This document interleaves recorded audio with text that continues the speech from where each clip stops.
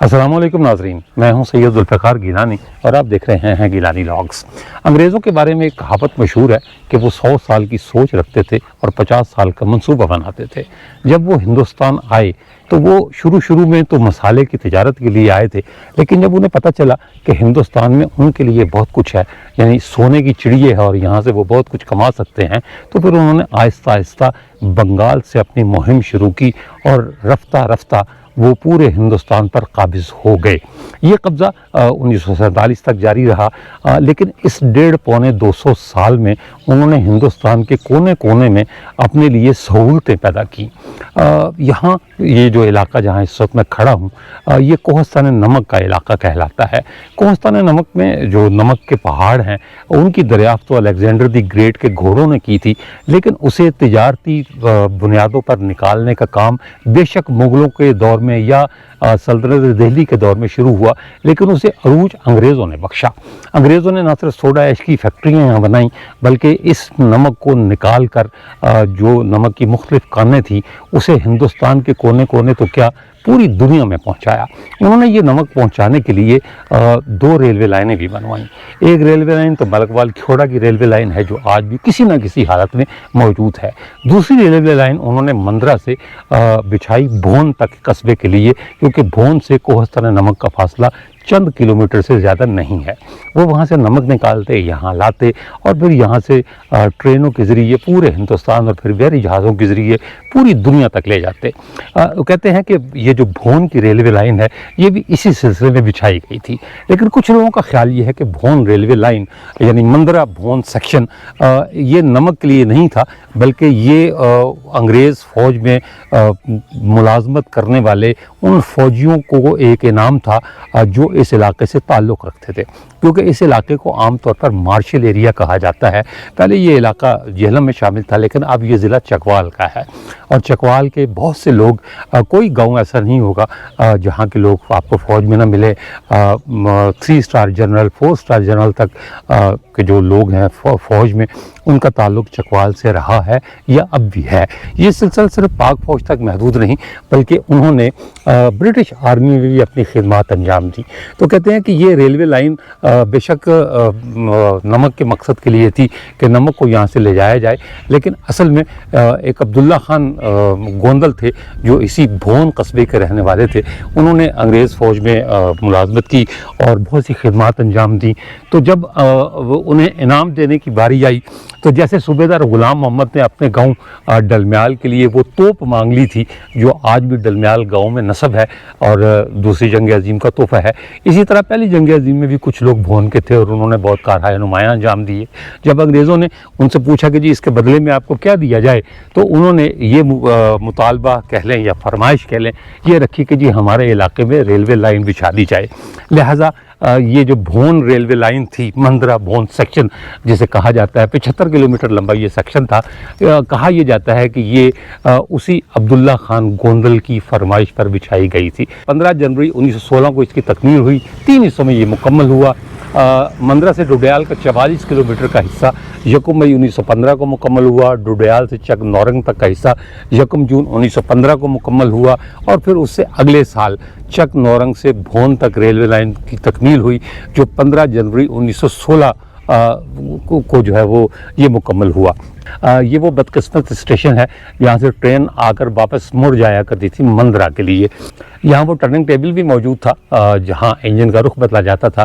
कहते हैं कि 1992 में जो हुकूमत बरसर इक़्तिदार थी पाकिस्तान में, उसके एक वज़ीर ने ट्रांसपोर्टर्स के साथ मिली भगत करके ये रेलवे लाइन बंद करवा दी। बहुत अरसा ये पटरी बिछी रही, मैंने खुद भी वो पटरी देखी है, लेकिन फिर वो पटरी भी बेच दी गई और अब ये इस रेलवे लाइन पर मतलब कुछ भी नहीं है। अब रेलवे लाइन ही सिरे से नहीं है, खाली ज़मीन पड़ी हुई है या इस तरह की वीरान इमारतें हैं। ये वो रेलवे स्टेशन आपको अपनी स्क्रीन पर नज़र आ रहा होगा जिस पर आज भी भोन लिखा हुआ दिखाई देता है आपको। अब ये वीरान उजाड़ सुनसान है, कोई यहाँ नहीं आता। ये शहर के बिल्कुल साथ है। मेरे पीछे इन दरख्तों की ओट में अगर जो है वो मैं दिखाता हूँ आपको शहर है बोन का, और ये शहर से बाहर है। ये उसकी मरकज़ी इमारत हुआ करती थी। ये सामने इधर अंग्रेज़ी में भोन लिखा हुआ है और यहाँ उर्दू में भोन लिखा हुआ है। ये उसका मरकज़ी दरवाज़ा होता था, यानी मुसाफिर खाने का गेट आप कह सकते हैं। तो अब यहाँ मुसाफिर तो नहीं, रेलगाड़ी भी कोई नहीं, अंदर झाड़ियाँ उगाई हुई हैं और कोई ऐसी जगह नहीं जहाँ मैं आपको जाकर दिखा सकूँ कि यहाँ क्या होता था। ये झाड़ियों की सूरत हाल है कि इनमें पाँव रखने की जगह नहीं है। ये अगर आपको नज़र आ रहा हो, कभी छत भी होगी ऊपर, इसके बेशतर हिस्सा मेरा ख्याल है 80% हिस्सा अगर मैं कहूँ तो वो तो गिर चुका। ये दो चीज़ें बाकी बची हैं। इनके अलावा अब इस रेलवे स्टेशन में कुछ भी नहीं। बड़ी ईंट का बना हुआ, यानी अंग्रेज़ दौर का। 1914 में पहली जंग अज़ीम हुई थी और 1915 में इसकी सिर्फ 2 साल के अरसे में ये मुकम्मल हुआ, यानी ये सेक्शन जो है। तो इससे इस बात को तक़वीयत मिलती है कि नमक की यहाँ से नकलो हमल अपनी जगह, लेकिन मुमकिना तौर पर अब्दुल्ला खान गोंदल की फरमाइश पूरी की गई और ये रेलवे स्टेशन बनाया गया। मैं इसी खंडर को दिखाने आपको लाया हूँ। आप भी सोच रहे होंगे कि कौन सी ऐसी चीज़ जो है वो दिखाने के लिए मैं ले आया हूँ, लेकिन ये वही चीज़ें हैं जो हमें गए दिनों की याद दिलाती हैं। आज की नई नस्ल को तो ये पता ही नहीं है। मुमकिन है कि चकवाल में या भोन में बहुत सारे बच्चे ऐसे हों जिन्होंने रेलगाड़ी सिरे से देखी ना हो, क्योंकि अभी चलती नहीं। जब चलती थी तो लोग जो है वो यहाँ से रोज़ाना की बुनियाद पर रावलपिंडी भी जाया करते थे और शाम को वापस भी आया करते थे। तो इसके बच्चे कुछ हिस्से हैं, दूसरी तरफ इसकी पटरी होती थी। ये तो वही रास्ता था, यानी सड़क हुआ करती थी। अब भी ये कच्ची है, पहले भी कच्ची होगी। जब अब कच्ची है तो पहले तो सवाल ही पैदा नहीं होता कि ये पक्की हो। आइए मैं दूसरी तरफ आपको लेके चलता हूँ। यहाँ इसका कभी प्लेटफार्म होता था, तो वो प्लेटफार्म दिखाता हूँ। और कुछ ऐसी जगह हैं जिन पर नाम शाम लिखे हुए हैं कि जी ये टिकट घर था, तो ये बत्ती घर था। वो मैं सारी चीज़ें आपको दिखा देता हूँ और आप भी मेरे साथ फिर इसका नोहा पढ़िएगा कि हायरे बोन रेलवे स्टेशन। ये इधर से इसकी खिड़कियाँ भी नहीं बची, यानी पट भी जो है वो खाली हो गए हैं। ये लैंप बत्ती गोदाम था जहाँ उस ज़माने में ज़ाहिर रोशनी का बंदोबस्त नहीं होता था। रेलवे में वैसे भी मुख्तलिफ़ तरह की रोशनियाँ इस्तेमाल होती हैं, सुर्ख रंग की लालटेन, वाइट कलर की लालटेन, और ये मुख्तलिफ़ इशारे होते हैं। ये जो सिग्नल आप देखते हैं लगे हुए, इनके वो जो शीशा होता है वो कलर्ड होता है, पीछे वाइट कलर की ही बत्ती जल रही होती है, यानी लैंप जल रहा होता है। तो ये लैंप रूम था किसी ज़माने में। यहाँ यकीनी तौर पर जो है वो लैंप रखे जाते थे, या मिट्टी का तेल उसका ज़ख़ीरा किया जाता होगा, फिर वो मिट्टी का तेल उसमें डालकर और लैंप रोशन किया जाता था, और फिर उससे सिग्नलिंग सिस्टम जो है वो चला करता था। तो ये बत्ती गोदाम सिर्फ गोदाम ही रह गया, बल्कि खाली कमरा रह गया। अब तो कौन सी बत्ती और कौन सा गोदाम, ये इसका इस तरफ का हिस्सा। और ये प्लेटफार्म होता था किसी ज़माने में। ये जो सामने आपको जगह नज़र आ रही है, ये सामने जो छपरा पड़ा हुआ है, ये तो कोई वर्कशॉप टाइप का एरिया था। टर्न टेबल कहीं आगे था, इस तरफ जो वो आपको नज़र आ रही है जगह। लेकिन टर्न टेबल रेलवे वाले कहते हैं जी कि मतलब यहाँ के जो लोग कहते हैं वो कि रेलवे वाले बाद में उखाड़ कर ले गए। ये ज़मीन पर आपको अभी भी निशानात नज़र आ रहे होंगे कि यहाँ कभी प्लेटफार्म होता था। ये इस तरफ से ट्रेन आया करती थी, यानी चकवाल इस तरफ है, और यहाँ आकर जो है वो ख़त्म हो जाया करती थी। फिर आगे कहीं टर्न टेबल था, वहाँ उसका इंजन का रुख मोड़ा जाता था और फिर जो है वो ट्रेन आगे जाया करती थी। ये इमारत का दूसरा हिस्सा जो मैं आपको मतलब इस तरफ से लेकर आया हूँ। ये सामने दफ्तर स्टेशन मास्टर व तार घर, station master and telegraph office, साथ ये ब्लैक बोर्ड है। मुमकिन तौर पर इन पर ट्रेनों के औकात लिखे जाते होंगे। ये माल गोदाम था, यानी जो पार्सल वगैरह आते थे या यहाँ से जाते थे वो यहाँ रखे जाते थे। अब ये भी खाली है। यहाँ मैं आपको एक दिलचस्प बात बता दूं कि ये वो रेलवे स्टेशन है जिस पर अब ट्रेन तो नहीं आती, लेकिन गधे ज़रूर आते हैं। ये एक मौसूफ़ यहाँ आराम फरमा रहे हैं। अच्छा, एक मज़े की बात आपको बताऊं कि हम जब आए तो ये यहाँ साए में खड़ा था और उसके बाद ये जाके बाहर धूप में बैठ गया। गधा गधा होता है। तो ये वो रेलवे स्टेशन है, पाकिस्तान का वाहिद रेलवे स्टेशन जहाँ ट्रेन नहीं बल्कि गधे चलते हैं। और ये मोहम्मद अली की मोटर बाइक है। तो ये कदीम सवारी और ये जदीद सवारी एक ही रेलवे स्टेशन पर, यानी मोटरसाइकिल चलती है या फिर गधे चलते हैं। ये पार्सल ऑफिस, इसके पीछे दरवाज़ा बंद कर दिया गया हुआ है, लेकिन मेरा ख्याल है कि ये पार्सल ऑफिस के तौर पर भी इस्तेमाल होता था। ये पुराने महराबी छत अभी भी इसमें और कुछ सुलाखें वगैरह उन्होंने लगाई हुई हैं, लेकिन बाकी सब कुछ ख़त्म हो गया है। स्टेशन मास्टर साहब के कम दफ्तर चलते हैं। स्टेशन मास्टर साहब खुद तो मौजूद नहीं, ना किसी से इजाज़त लेने की ज़रूरत है, ना कोई हमें बताने दिखाने वाला है। और शाबाश, छत जो है वो ये भी दरमियान से गिर गई है छत इसकी। यह जहाँ मैं खड़ा हूँ यहाँ से भी ईंटें नीचे गिरने को बेताब हैं। अगर आप ऊपर देख पाएँ, यानी जो छत नज़र आ रही है तो ईंटें गिरने को बेताब हैं। एक दरवाज़ा ये है, ये भी पार्सल ऑफिस में खुलता है। मैं इधर सर साइड पर हो जाऊँ ताकि ऐसा ना हो कि ऊपर से कोई ईंट गिरे तो पता ये चले कि सीधी जो है वो सर पर आगे लगे। ये आतिशदान ये तकरीबन आपको हर ऐसी इमारत में मिल जाएगा। तो ये आतिशदान भी पुराने दौर की याद दिलाता है। ऊपर तक चिमनी इसकी चली गई है, यानी धुआं जो है वो इसका बाहर खारिज होता था। ये भी यकीनी तौर पर एक खिड़की होगी। और इस तरफ ये तो कांटे हैं, खैर बहुत बुरे कांटे, लग जाएं तो निकलेंगे भी नहीं जॉगर्स में से। ये खिड़की बाहर खुलती थी। और ये जो दो खिड़कियाँ हैं, चूँकि बाहर लिखा हुआ है तार घर, तो मेरा ख्याल टिकटिंग सिस्टम भी यहीं कहीं होता होगा। ये एक छोटा सा कमरा मुझे नज़र आया, हाँ जी, टिकटिंग सिस्टम। ये इस खिड़की से यकीनी तौर पर टिकट दिए जाते होंगे। वहाँ से जो है वो ये वही हिस्सा है जो मैंने आपको बताया था कि ये मुसाफिर खाना होता था। तो ये मुसाफिर खाने में लोग आते थे और फिर यहाँ आकर जो है वो टिकट ख़रीदा करते थे।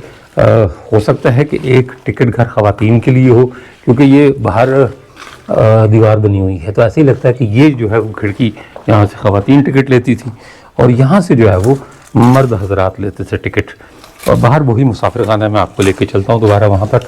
और ये दीवारें भी पुरानी हो चुकी हैं, इनमें भी शगाफ पड़ चुके हुए हैं, दरारें पड़ गई हुई हैं, जगह जगह से गिरने वाली हैं। और सामने रोशनदान के ऊपर भी बहुत सारी ईंटें नीचे गिरी हुई हैं। तो ये जनाब भौन का रेलवे स्टेशन, ये इधर भी बंद किया गया। वो ये मेरे ख्याल उसी ज़माने में बंद कर दिया गया होगा। अभी हाँ, ये देखें, ये पूरे की पूरी इमारत जो है वो आगे वो खिसक आई है, इसमें दरार पड़ गई हुई है। कोई ऐसा झटका ज़लज़ले का मेरा ख्याल लगा है जिससे ये इमारत तकसीम हो गई है, दरार पड़ गई है बहुत बड़ी। ये वही मुसाफिर खाना जो मैंने आपको दूसरी तरफ से दिखाया था। ये इसमें झाड़ियों में जाने की जगह कोई नहीं, लेकिन अंदर जाकर मैं आपको दिखाऊं भी क्या। ये वही दीवार आपको नज़र आ रही है जिसके बारे में मैंने कहा था कि मुमकिन तौर पर यहाँ से ख़वातीन टिकट ख़रीदती थी। और ये ऊपर आप नीला आसमान देख सकते हैं। तो यही है जी रेलवे स्टेशन। हाँ, दो कमरे इधर भी हैं। ये देखते हैं कि ये क्या है। इस वक्त तो ये भूसा भरा हुआ है इसमें, लेकिन पहले क्या था, हाँ, इंतज़ार का दर्जा अव्वल। तो ये इंतज़ार का थी जी दर्जा अव्वल, यानी फर्स्ट क्लास वेटिंग रूम ये था। और अब ये भूसा गोदाम है। ये एक खिड़की थी और ये भी मेरा ख्याल है कि वेटिंग रूम ही होगा।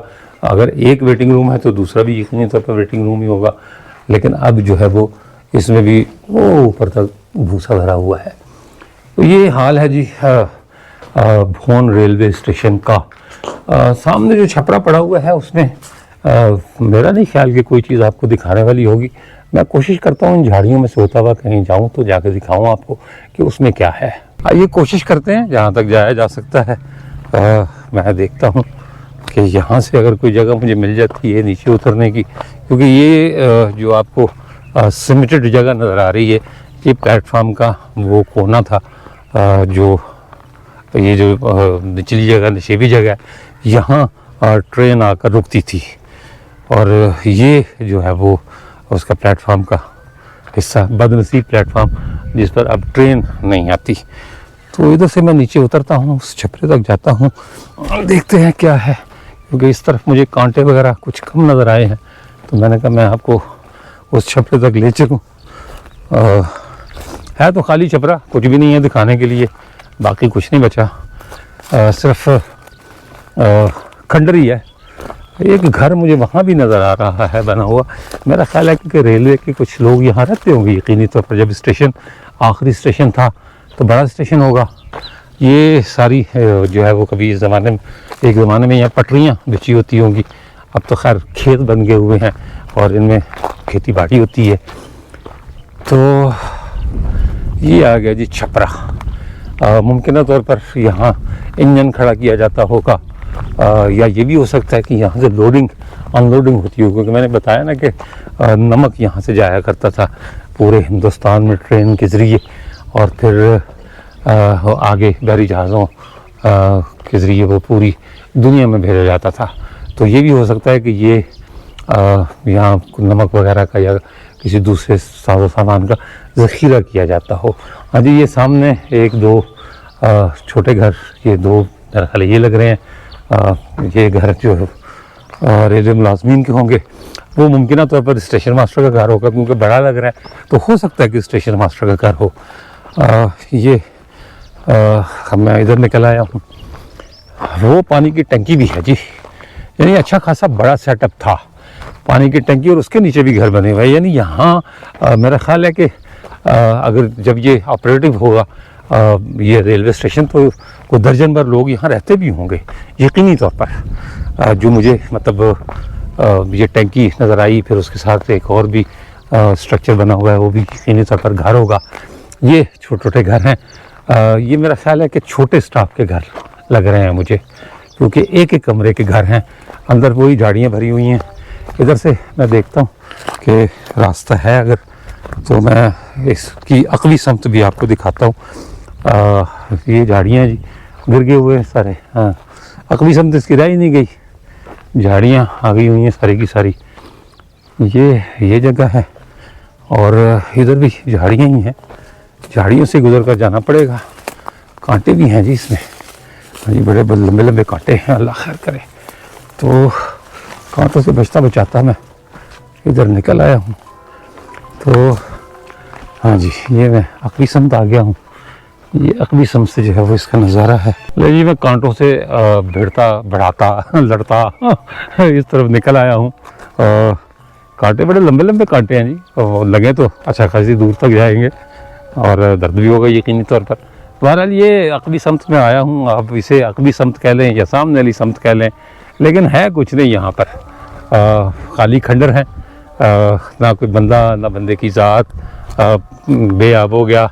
अब तो चूँकि फसल यहाँ से कट चुकी है, लिहाजा ये बेआब हो गया ही हुआ, और तो कुछ भी नहीं हुआ।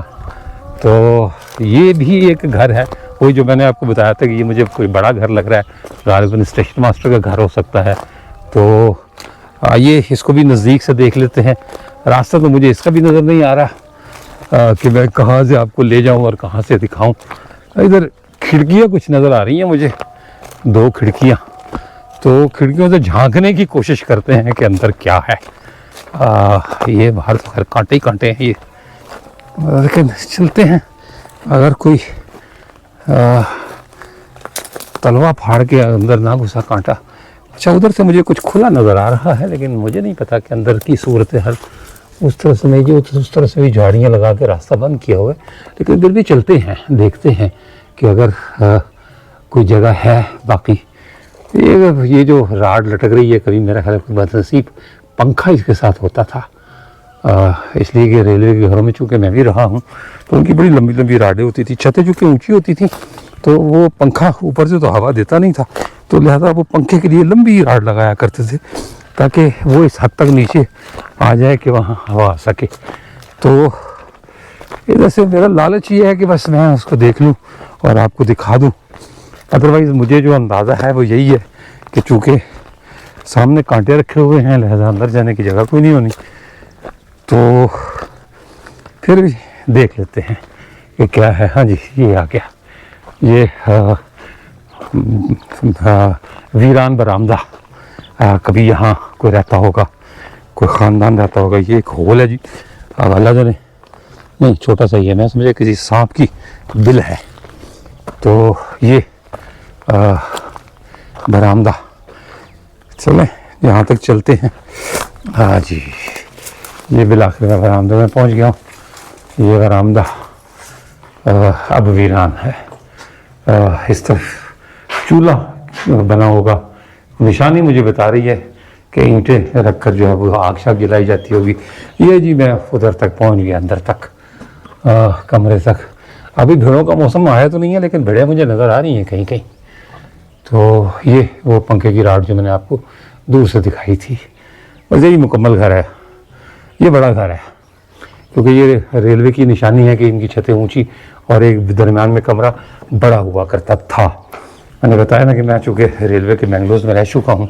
ये वाशरूम वगैरह होंगे इधर, इधर भी जाने का रास्ता मखदूश बंद है। आइए उधर टंकी की तरफ चलते हैं कि वहाँ अब क्या बाकी बचा है। वो सामने टंकी आपको नज़र आ रही होगी। उम्मीद तो नहीं है कि अब उसमें पानी भी होगा, ज़ाहिर है स्टेशन को और उसके साथ रहने वालों को पानी फराहम किया जाता होगा, लेकिन अब मुझे ज़रा इम्कान कम ही नज़र आ रहा है। करीब चल के देखते हैं। जी मैं उस टंकी के करीब पहुंचने वाला हूं। मोहम्मद अली मेरे साथ हैं, लेकिन वो दूसरे हिस्से में अपना व्लॉग कर रहे हैं। उन्होंने फ़ोन करके मुझे दरमियान में ज़रूर टोका है कि आपने करीब नहीं जाना, ख़ासतौर पर इन झाड़ियों के अंदर जाने की कोशिश ना कीजिएगा, क्योंकि वहाँ कुएँ बने हुए हैं, अंधे कुएँ, तो ऐसा ना हो कि कोई आपको नुकसान पहुँच जाए। वो बिल्कुल ऐसे ही ख्याल रखता है मेरा, जैसे बेटे ख्याल रखते हैं। वो पहले बाकायदा सर्वे करता है उस इलाके का, उसके बाद जब वो क्लियरेंस देता है तो फिर मुझे कहता है जी कि अब आप जाएँ। तो ये जनाब टंकी के करीब में आ गया हूँ। अब अल्लाह जाने उसने किस तरफ से कहा था कि झाड़ियों के करीब नहीं जाना, वहाँ कुएँ टाइप की चीज़ें बनी हुई हैं, तो ज़रा देखभाल के। बहरहाल जो भी है मैं भी दूर दूर से दिखाने की कोशिश करूँगा आपको। अगर उसने मुझे फ़ोन किया है तो यकीनी तौर पर कोई ना कोई ऐसी चीज़ होगी जिसके लिए उसने मुझे मना किया है कि आपने करीब नहीं जाना। तो ये चारों तरफ से घूम घाम के दूर दूर से मैं आपको दिखा देता हूँ। जगह जगह कांटेदार झाड़ियाँ हैं। ये जनाब ऊंची टंकी, मेरा ख्याल है इन झाड़ियों के अंदर कुएँ हैं शायद, इन्हीं के लिए वो मुझे मना कर रहा होगा कि अंदर आप ना जाइएगा। तो अब ये ढांचे रह गए हुए हैं खाली। ये यकीनी तौर पर कोई ट्यूबवेल का निज़ाम होगा। हाँ वो लिखा हुआ जी सामने पंपिंग हाउस, तो यहाँ से पंप करके पानी ऊपर चढ़ाया जाता होगा और फिर ये रेलवे कॉलोनी होगी यकीनी तौर पर। जिस अंदाज की ये मुझे लग रही है टंकी, जितनी बड़ी टंकी लग रही है उससे पता चलता है कि ये 2-4 घर नहीं होंगे, बल्कि पूरी कॉलोनी होगी रेलवे की, जो अब मुनज़्ज़म हो चुकी है, ख़त्म हो चुकी है। तो और अच्छा खासा फैला हुआ रेलवे स्टेशन था। वो सामने आपको उसकी स्टेशन की इमारत नज़र आ रही होगी।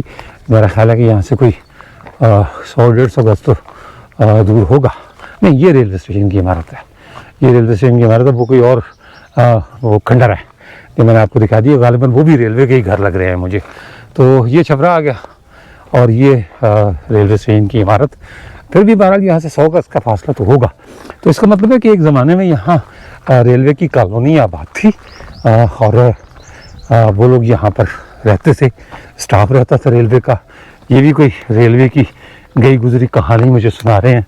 ये गर्डर, ये दरख्त भी होंगे किसी ज़माने में लगे हुए, लेकिन अब तो ये भी अपनी जड़ों से उखड़ गए और नीचे गिर के मुझे लग रहा है कि कोई एक कांटा कोई तलवे में चला गया है, इसलिए कि मुझे चुभन महसूस हुई है पाँव में। अब किसी मुनासिब जगह जाकर मैं देखता हूँ कि क्या सूरत हाल है। हाँ, भोन का रेलवे स्टेशन अपनी तबाही की दास्तान खुद सुना रहा है। अगर मैं ज़बान से कुछ भी ना कहूँ तो भी आपको पता चल जाएगा कि ये कितना तबाह हुआ है, किस कदर तबाह हुआ है, और अब इसकी बहाली की कोई उम्मीद नज़र नहीं आती। कम अज़ कम मुझे तो नहीं आती।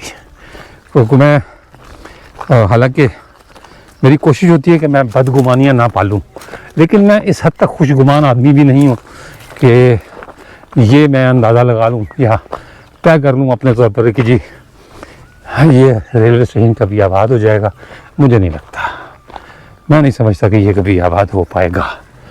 ये दोबारा अब ये जो छपरे हैं ये भैंसों की छाँव के लिए इस्तेमाल होते हैं। मैं पूरे व्लॉग के दौरान इसको गधा या गधी कहता रहा, लेकिन मोहम्मद अली ने इंकशाफ किया है कि ना ये गधी है ना गधा है, बल्कि खच्चर है, और इसलिए मैं दोबारा आपको दिखा रहा हूँ। ये पहले धूप में तशरीफ़ फरमाते, छाँव में थे खड़े हुए जब हम यहाँ आए हैं। बाद में इन्हें शायद को धूप सेकने की ज़रूरत पड़ गई, ये धूप में चले गए और अब ये फिर वापस आकर यहाँ पर आजमान हो गए। तो अब भोन रेलवे स्टेशन पर या तो हम आए हैं या ये खच्चर आता है और कोई नहीं आता। तो आप हमें इससे ना मिलाइएगा, हमारा इससे कोई ताल्लुक़ नहीं है नस्ली तौर पर। ये जो सामने आपको दरख्त का एक बहुत बड़ा सा तना नज़र आ रहा है, किसी ज़माने में ये बरगद का अजीमुशान दरख्त था। कहते हैं कि पिछले सावन में ये तना मतलब दरख्त गिर गया था, लेकिन गाँव वालों ने दोबारा इसे लगाया है। इसके इसकी जो दरख्त था ये इतना बड़ा था कि ये इसके कटे हुए हिस्से यहाँ पड़े हुए हैं। आपको अंदाज़ा हो रहा होगा कि ये कहाँ तक फैला हुआ होगा। जब ये अपनी जवानी में होगा। अब तो खैर नए से पत्ते उगने शुरू हो गए हैं, मुमकिन तौर पर ये दोबारा दरख्त जो है वो फल फूल जाएगा। मैं एक बार फिर उसी प्लेटफॉर्म पर आ गया हूँ जिस प्लेटफॉर्म पर कभी दिल्ली से भी कहते हैं यहाँ गाड़ी आया करती थी, और एक चकवाल एक्सप्रेस रोज़ाना की बुनियाद पर यहाँ चला करती थी। सुबह यहाँ से रावलपिंडी जाया करती थी और शाम को वापस आया करती थी। भोन से आगे चकवाल, फिर दौलताला, डुडियाल, यहाँ से लोगों ने माहाना बुनियादों पर पास बनवा रखे थे जिनसे वो सफ़र करते थे, मुलाजमत के लिए जाया करते थे रावलपिंडी, और फिर बाद में वापस आ जाया करते थे। लेकिन 1992 से यहाँ कुछ नहीं है, कुछ बाकी नहीं बचा। पटरी तो खैर कई साल बाद तक मौजूद रही, बाद में पता चला कि वो पटरी भी कुछ वज़ीरों ने या हुकूमत के लोगों ने बेच खाई ट्रांसपोर्टरों के साथ मिली भगत करके। लेकिन अफसोस की बात यह है इसे बहाल होना चाहिए था। ये चकवाल के लोगों का एक दरीना मुतालबा था कि ये इस रेलवे लाइन को बहाल किया जाए, और सिर्फ मुतालबा ही नहीं था बल्कि सुप्रीम कोर्ट ने भी एक वक्त में ये हुक्म दिया था कि इस रेलवे लाइन को बहाल किया जाए। और हमारे जो वफाकी वज़ीर रेलवे थे उस ज़माने के, उन्होंने सुप्रीम कोर्ट से ये वादा भी किया था कि इस रेलवे लाइन को जल्द बहाल कर दिया जाएगा। लेकिन वो हमारे यहाँ कहते हैं ना कि वो वादा ही क्या जो वफा हो गया, तो उसी पर अमल करते हुए वो वादा सिर्फ वादा ही रहा या अदालती बयान की हद तक महदूद रहा। ये रेलवे लाइन बहाल नहीं हुई। मैं पिछले कुछ अरसे से ख़बरें पढ़ता हूँ। मेरी आदत है कि मैं रोज़ाना अखबार ज़रूर पढ़ता हूँ। शायद वो एक जो मीडिया जर्नलिस्ट वाला मामला है वो अभी ख़त्म नहीं हुआ। तो मैंने पढ़ा जी कि हमारी हुकूमत ग्लास ट्रेन चला रही है, बुलेट ट्रेन के मंसूबे बन रहे हैं, लाहौर को मरी से मिलाया जा रहा है, और या लाहौर को रावलपिंडी से मिलाया जा रहा है, फिर रावलपिंडी से ग्लास ट्रेन चलेगी जो आपको मरी ले जाएगी। लेकिन हनूज़ दिल्ली दूरस्त, उसके लिए जो स्ट्रक्चर चाहिए उस पर अरबों रुपए खर्च होंगे मौजूदा सूरत हाल में। यहाँ जो पोठोहार में जो रेलवे ट्रैक है, यानी जेएलएम से रावलपिंडी तक, यहाँ 55 से 65 किलोमीटर की रफ्तार से ज़्यादा ट्रेन नहीं चलती। जो पहाड़ी मोड़ हैं, जो शार्प कर्व्स हैं, टनल्स हैं, ये सारी की सारी वो रुकावटें हैं जिनकी वजह से ट्रेन ज़्यादा रफ्तार से नहीं चल सकती। तो जो लोग ग्लास ट्रेन बनाने की सोच रहे हैं, अच्छे मंसूबे हैं, मैं ये नहीं कहता कि ये बुरे हैं, लेकिन अगर वो बुलेट ट्रेन और ग्लास ट्रेन चलाने से पहले भोन मंदरा सेक्शन को बहाल कर दें तो लोग कहीं ज़्यादा दुआएं देंगे उनको। क्योंकि बुलेट ट्रेन में और ग्लास ट्रेन में सिर्फ उन लोगों ने सफ़र करना है जिन्होंने सैर व तफरी करनी है, और इस ट्रेन पर उन लोगों ने सफ़र करना है जिन्होंने अपनी रोज़ी रोटी कमानी है। इसके साथ ही इजाज़त दीजिए, इंशाअल्लाह ताला अगले व्लॉग में दोबारा मुलाकात होगी। तब तक के लिए अल्लाह हाफ़िज़।